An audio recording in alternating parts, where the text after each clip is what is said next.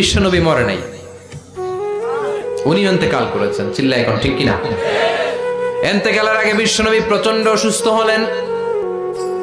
মা আয়েশারে ডেকে বললেন, আয়েশা, মনে হয় আমি বাঁচবো না। ওই যে খায়বার বিজয়ের দিন, খায়বার দুর্গ বিজয় করার পরে এক ইহুদি মহিলা আমার দাওয়াত দিয়েছিল। ওই দাওয়াত খেতে যাওয়ার পরে গোশতের মধ্যে বিষ মাখানো হয়েছিল রে আয়েশা। ওই বিষ মাখানো খাসির গোশত খেয়ে যে ব্যথা আমার পেটে উঠেছিল, আজ আবার সেই ব্যথা উঠেছে। বিশ্বনবী ওই বিষ খাওয়ানো গোশতের কারণে ইন্তেকাল করেছেন। তার মানে বিশ্বনবী শাহীদ। জামা আল্লাহু বাইনা নবুওয়া ওয়া শাহাদা। আল্লাহ বিশ্বনবীকে শুধু নবী বানায় নাই, শহীদ হিসেবে কবুল করেছে। সুবহানাল্লাহ কবেন না? প্রচন্ড অসুস্থ, উনি ছাড়া মসজিদে নববীতে কেউ ইমামতি করার সাহস পায় না। বিশ্বনবী বললেন, আবু বকর তুমি যাও। আবু বকরও যায় না। বিশ্বনবী বললেন, পানি আনো।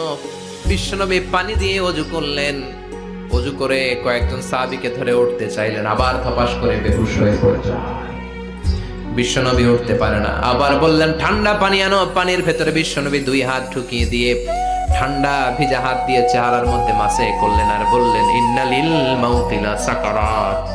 হায়রে মৃত্যুর কি যন্ত্রণা, হায়রে মৃত্যুর যে কি কষ্ট। ও মিয়া, বিশ্বনবী যদি মৃত্যুর কষ্টে কাতরায়, আমাদের অবস্থা কি? আমাদের নসিবে কি আছে? আল্লাহ তুমি বাঁচাও, পড়ে না আমি। বিশ্বনবী কাঁদছেন, সাহাবারা একের পর এক দেখতে আসে। কান্নার রোল পড়ে গেল চারদিকে।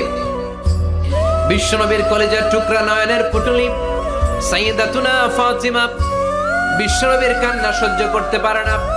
বিশ্বনবীকে ধরে ফাতিমা, সাইয়্যিদাতুনা ফাতিমা বিলাপ করা শুরু করে দিলেন, চিৎকার দিয়ে কান্নাকাটি শুরু করে দিলেন আর বললেন, ওয়া কুরবাবা, ওয়া কুরবাবা, হায় হায় আমার বাবার কি কষ্ট, আমার বাবার কি কষ্ট হচ্ছে।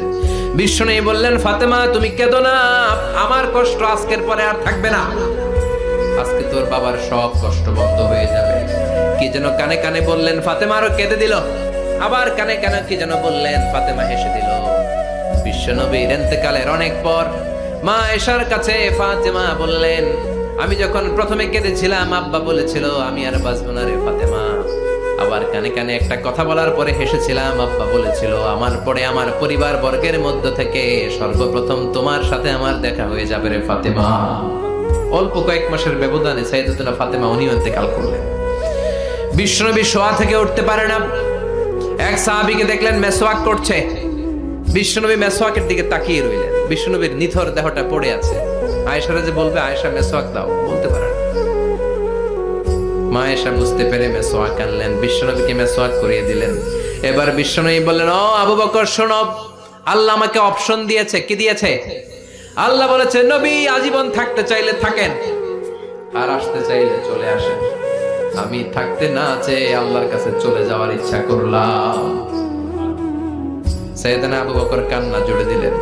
বিশ্বনবী বললেন, আসসালাত আসসালাত, ও আমার উম্মতেরা নামাজ তরক করো না।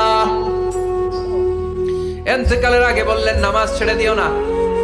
আর বললেন, ওমা মালাকাত আইমানুকুম, তোমাদের অধীনস্থ কর্মচারীদের সাথে খারাপ আচরণ করো না।